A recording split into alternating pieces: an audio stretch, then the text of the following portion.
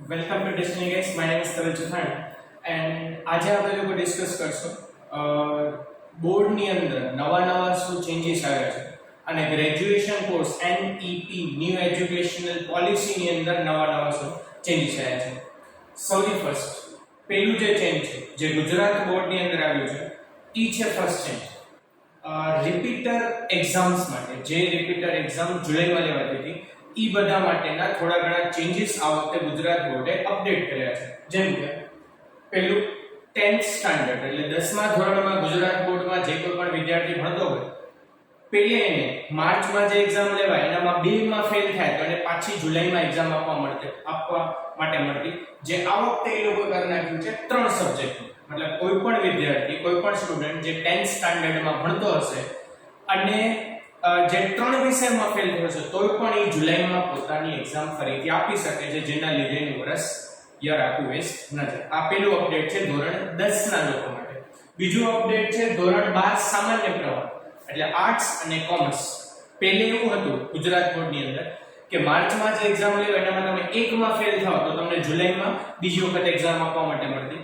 હવે એ લોકો એનામાં પણ અપડેટ કર્યું છે 12 સામાન્ય પ્રવાહની અંદર 2 સબ્જેક્ટ મતલબ કોઈ પણ 2 વિષયમાં આર્ટ્સમાં કે કોમર્સમાં કોઈ પણ 2 વિષયમાં તમે જો ફેલ થાવ ધોરણ 12 સામાન્ય પ્રવાહમાં તો તમને પાછી જુલાઈમાં પાછી એક્ઝામ આપવા માટે મળશે જેના લીધે એનું વર્ષ જે યર છે વેસ્ટ જાય નહીં.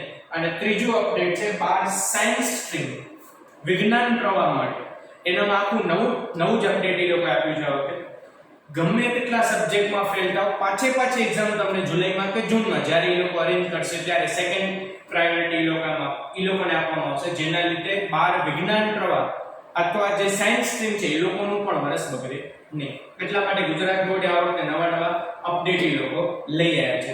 10મા ધોરણની અંદર 3 સબ્જેક્ટમાં ફેલ હોય જુલાઈમાં કે જૂનમાં જ્યારે એ લોકો રીટેસ્ટ અરેન્જ કરે આપી શકાય છે. ધોરણ 12 સામાન્ય પ્રવાહની અંદર 2 સબ્જેક્ટની અંદર જો તમે ફેલ થાઓ તો તમે એક્ઝામ હવે આપી શકશો.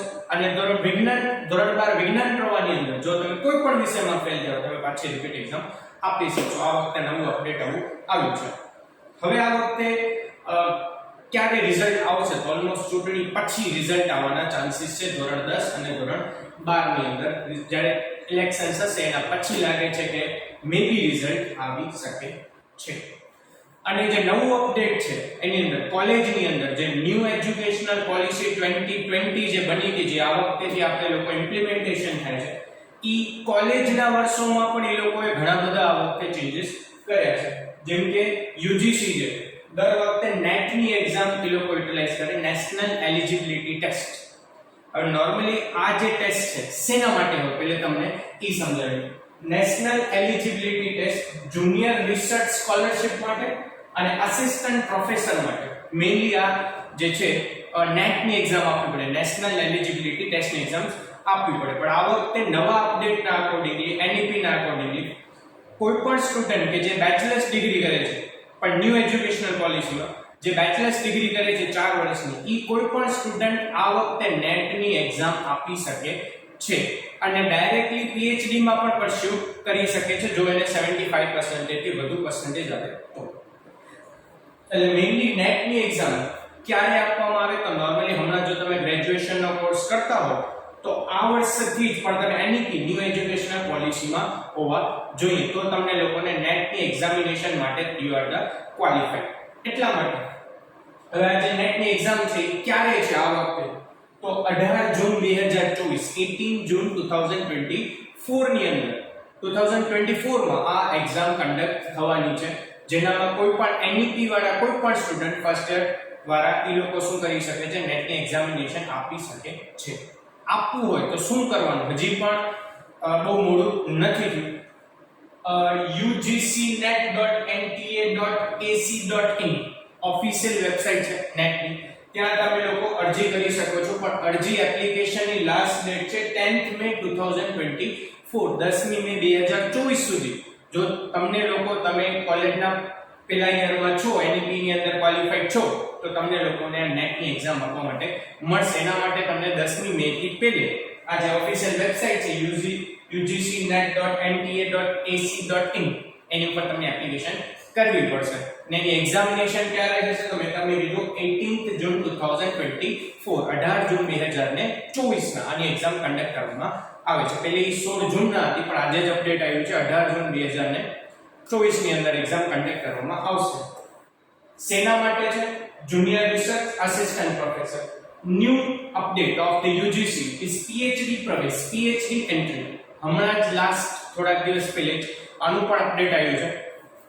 Student with 4 year bachelor's degree NEP મતલબ જે લોકોએ NEP ન્યૂ એજ્યુકેશનલ પોલિસીમાં 4 યર ડિગ્રી કોર્સ કરી રહ્યા છે આ વખતે can get directly PhD entry. એ લોકોને ડાયરેક્ટલી PhD એન્ટ્રી માટે કેપેબલ છે, પણ એના માટે એને પહેલે 4 year નું graduation plus 75% of the aggregate marks can pursue a PhD. એટલે એના માટે 75% એગ્રીગેટ માર્ક એના હશે તો એ લોકો ડાયરેક્ટલી શું કરી શકશે, આના માટે કેપેબલ છે ડાયરેક્ટલી PhD પરસ્યુ કરવા માટે. પણ એ 4 યરની ગ્રેજ્યુએશન કોર્સ વાળા માટે જ છે. એના માટે પણ કન્ડિશન છે 75% એગ્રીગેટ માર્ક્સ હોવા જોઈએ. એટલે જો તમે ન્યૂ એજ્યુકેશનલ પોલિસીમાં છો, સમય બરબાદ ન કરતા, સારું આ વખતે અપડેટ આવ્યું છે.